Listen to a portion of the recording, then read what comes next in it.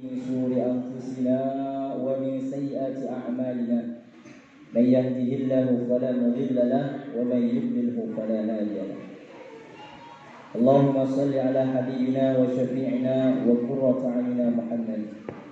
اللهم كرم ومجد وعظم على حبيبنا محمد. اللهم نتوسل بحبيبنا محمد. اللهم أدخلنا الجنة ببركة حبنا Nabi Muhammad SAW. Alhamdulillah, yang kita cintai, yang kita hormati pengurus Masjid Al-Azhar, kemudian tentunya yang kita cintai, yang kita muliakan para gurunda, Ustaz Fauzi, Ustaz Abdan, dan tak lupa juga yang kami hormati, yang kami harapkan bimbingannya, para sesepuh, para insya Allah pejuangnya Rasulullah SAW, bapak-bapak yang ada di depan Al-Fakir ini. Dan Al-Fakir memohon maaf tanpa mengurangi rasa hormat kepada bapak-bapak semuanya. Al-Fakir berdiri di depan bapak-bapak dan ibu-ibu semuanya. Semoga majelis ini menjadi majelis yang diberkahi oleh Allah Subhanahu wa Ta'ala. Amin. Ustaz, kok ibu-ibunya nggak disebutin? Disebutin juga itu. Alhamdulillah Bapak, sebagaimana yang tadi disampaikan oleh Pak Haji Samsul sebagai ketua panitia sekaligus juga adalah pengurus Masjid Al-Azhar dan sekaligus juga sebagai ketua yayasan yang insya Allah semoga Allah SWT mempermudahkan langkahnya ke depan insya Allah. Adalah ibu-ibu yang memberikan ide seperti ini. Kita bisa lihat keramaian daripada masjid ini dengan berbagai pernak-perniknya, dan ternyata ini memang sudah menjadi satu tradisi yang kita tidak lupakan lagi, yaitu Pak Haji Irham, Pak Yunus selaku keluarga. Semoga Allah Subhanahu wa Ta'ala berikan kepada beliau keberkahan urusan dunia dan akhirat, panjang umur dalam keadaan taat serta sehat walafiat. Dan bahkan waktunya pun masih biasanya yang pertama. Maka jika si anak ini beranjak umurnya menuju 1 tahun, maka tidak sedikit daripada orang tua, kedua orang tua ini merayakan hari kelahiran atau tanggal kelahiran saat tersebut. Artinya rasa senang dan bahagia itu tidak akan pernah luput dari seorang hamba Allah Subhanahu wa Ta'ala. Tidak akan pernah hilang. Pasti dan pasti masing-masing individu kita memang tahu yang namanya senang dan bahagia.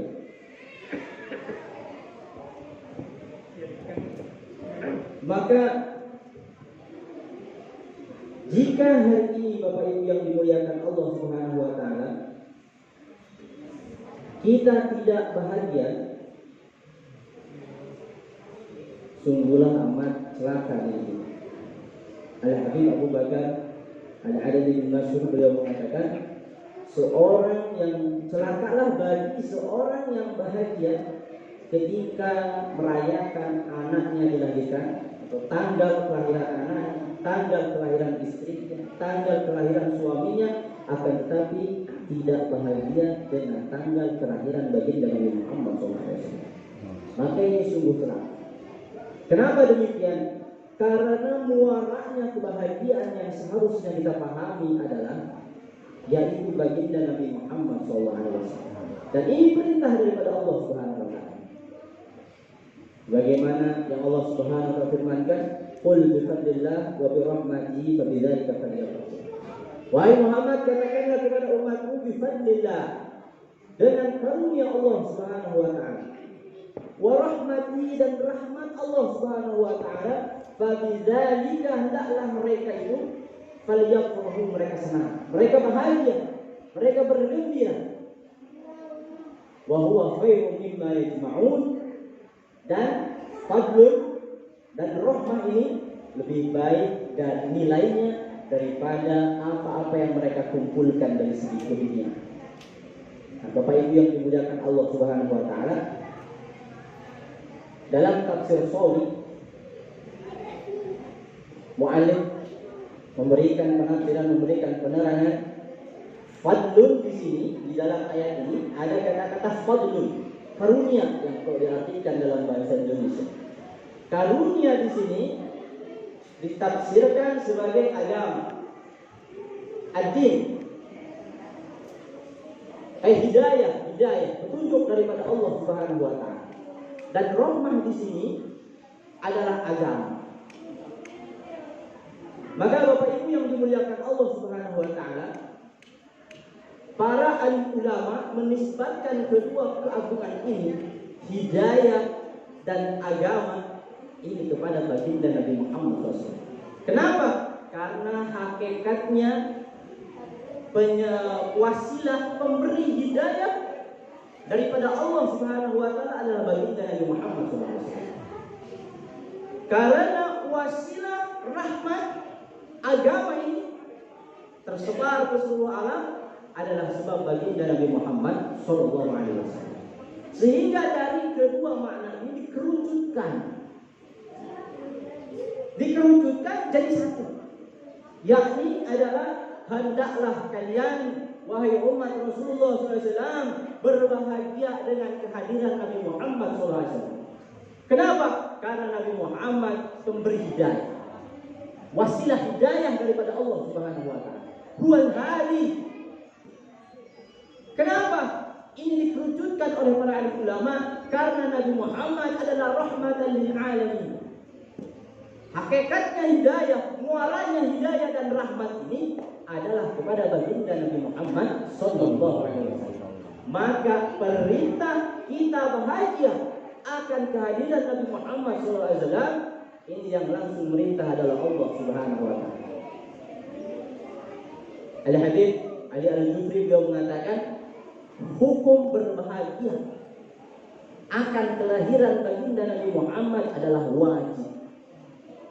Nabi Muhammad, beliau seorang nabi yang memang diutus menjadi rasul pada umur 40 tahun. Tapi tidak akan sampai umur 40 tahun kalau tidak dilahirkan. Betul Pak? Tidak akan sampai 40 tahun kalau tidak dilahirkan. Maka hukum kita bahagia dengan kelahiran baginda Nabi Muhammad SAW wajib.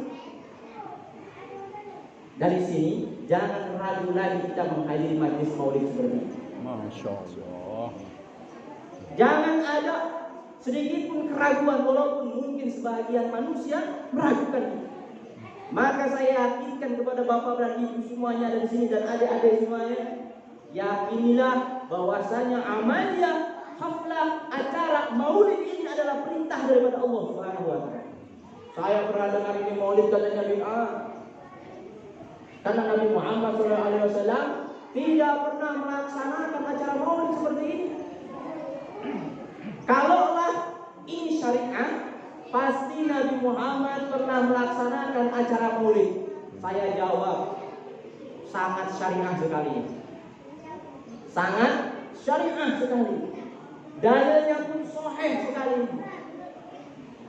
Bahagia akan kelahiran baginda Nabi Muhammad itu dicontohkan bukan hanya oleh para habaib dan ulama saja, melainkan langsung oleh baginda Nabi Muhammad sallallahu alaihi wasallam. Satu ketika Nabi Muhammad ditanya, "Ya Rasulullah, kok engkau tidak makan? Sungguhnya aku berpuasa. Hari apa ini Yusuf? Hari Senin. Kenapa engkau puasa di hari Senin?" Fiha kulit. Di hari Senin aku dilahirkan. Di hari Senin aku dilahirkan, oleh karenanya aku berpuasa. Karena untuk merayakan tasyakuran akan kelahiran. Mana lagi bid'ah? Sudah jelas ini adalah hal yang pernah dicontohkan oleh baginda Nabi Muhammad Sallallahu Alaihi Wasallam. Jadi jangan pernah diragukan, Bapak. Ada orang-orang yang mereka itu sibuk kalau bulan Rabiul Awal ini, wah sibuk menggencarkan sebelum bulan Rabiul Awal. Awas, hati-hati kalian masuk ke bulan bid'ah. Kalian masuk ke bulan yang dimana bulan itu banyak ritual-ritual, banyak ritual yang menyeleweng daripada ajaran syariah baginda Nabi Muhammad SAW. Maka Al-Fakir saat ini menjadi pembantah pertama akan perkataan-perkataan orang-orang yang membid'ahkan ini maulid. Bagaimana yang bisa dikatakan bid'ah? Sementara kita kumpul di masjid, di tempat yang mulia, dan ini dicontohkan langsung oleh Rasulullah. Bagaimana disebut bid'ah?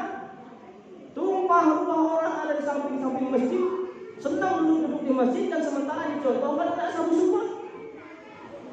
Bagaimana disebut bid'ah? Kita yang jauh dari sana, yang jauh dari, ada sini Masya Allah Pak Asfar, ada bapak-bapak yang saya pun belum pernah melihat datang ke sini.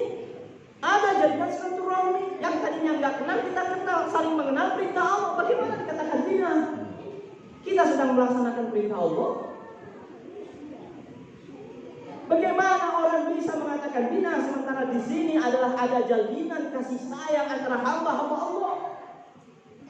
Dan orang yang saling mencintai karena Allah, ini kelak nanti di akhirat akan diberikan oleh Allah tempat yang khusus, bahkan dipanggil ainal muttahabbuna fiyya.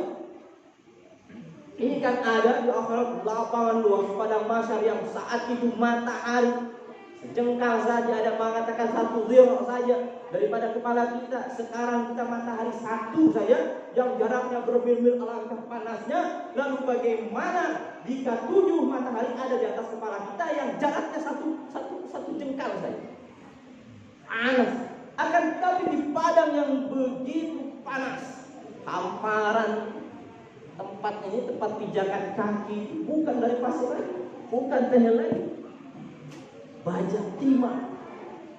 Bayangkan matahari begitu dekat, bawahnya ada sebagian orang yang mereka keringatnya itu sampai ke mata kaki mereka, ada yang sampai betis mereka, ada yang sampai dengkul mereka, ada yang sampai ke pinggul mereka, bahkan tidak sedikit dari mereka yang tenggelam di keringatnya sendiri.